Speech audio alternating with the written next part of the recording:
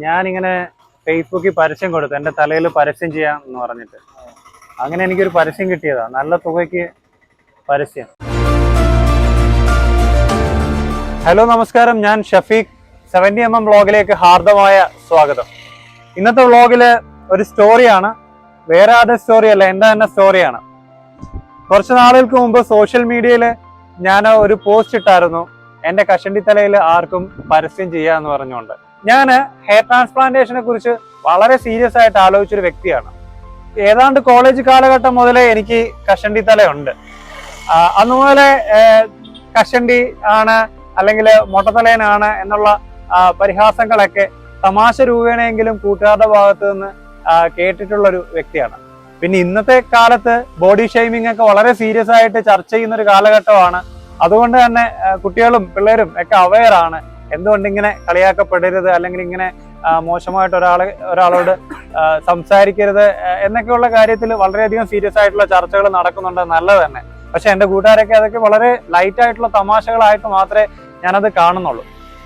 അങ്ങനെ ഇരിക്കെ ഹെയർ ട്രാൻസ്പ്ലാന്റേഷനെ കുറിച്ച് ആലോചിച്ചപ്പോൾ ഞാൻ ആലോചിച്ചൊരു കാര്യം എന്താ വെച്ചാൽ, നമുക്ക് ഈ കഷണ്ടി എപ്പോഴും മറയ്ക്കണം, ഒന്നെങ്കിൽ തൊപ്പി വെക്കണം, അല്ലെങ്കിൽ ഈ പറഞ്ഞ പോലെ ഹെയർ ട്രാൻസ്പ്ലാന്റ് ചെയ്യണം, അല്ലെങ്കിൽ ഹെയർ ഫിക്സ് ചെയ്യണം. ഇങ്ങനെയുള്ള പല ചിന്തകളിലൂടെയും നമ്മൾ കടന്നു പോകാറുണ്ട്. പക്ഷെ എന്തുകൊണ്ട് ഈ ഒരു കഷണ്ടി നമുക്ക് പ്രയോജനപ്പെടുത്തിക്കൂടാ? ഇതായിരുന്നു എൻ്റെ ആദ്യത്തെ ചിന്ത.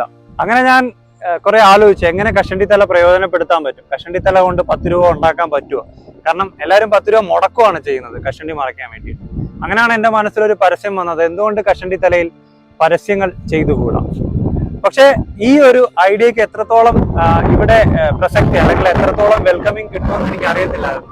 പക്ഷെ ഞാനതൊരു സോഷ്യൽ മീഡിയ പോസ്റ്റ് ആയിട്ടുണ്ട്. പലരും എന്നോട് ചോദിച്ചത് വൈറലാകാൻ വേണ്ടിയിട്ടുള്ള ശ്രമമാണ്. വൈറലാകാൻ വേണ്ടിയിട്ടുള്ള ശ്രമമാണോ? ആണെങ്കിലും അല്ലെങ്കിലും ആ പോസ്റ്റ് വൈറലായി. എന്തായാലും അത് ഇന്ത്യൻ എക്സ്പ്രസിൽ ഓൾ ഇന്ത്യ കവറേജ് ആയിട്ട് വന്നു.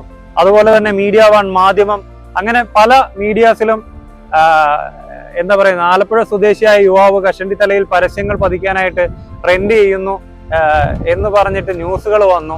അതിന്റെ കൂട്ടത്തിൽ പല ബ്രാൻഡുകളും എന്നെ, ചെറുതും വലുതുമായിട്ടുള്ള പല ബ്രാൻഡുകളും എന്നെ കോണ്ടാക്ട് ചെയ്തു. പക്ഷേ എനിക്ക് ആപ്റ്റെന്ന് തോന്നിയ ഒരു ബ്രാൻഡുമായിട്ട് ഞാനൊരു കരാർ ഒപ്പിട്ടു. അത് ഞാൻ പോലും പ്രതീക്ഷിക്കാത്ത വലിയൊരു തുകയ്ക്കാണ് ആ ഒരു ഓഫർ ഞാൻ സ്വീകരിച്ചത്. ലാ ഡെൻസിറ്റ എന്ന് പറയുന്ന ഒരു ഹെയർ ട്രാൻസ്പ്ലാന്റ് ക്ലിനിക്കാണ്. അവർ കൊച്ചിയിലുണ്ട്, തിരുവനന്തപുരത്തുണ്ട്, കോഴിക്കോടുണ്ട്. നല്ലൊരു തുക ഓഫർ ചെയ്തുകൊണ്ട് അവരെന്റെ തലയിൽ പരസ്യം ചെയ്യാനായിട്ടുള്ള കരാറിൽ ഒപ്പിട്ടു.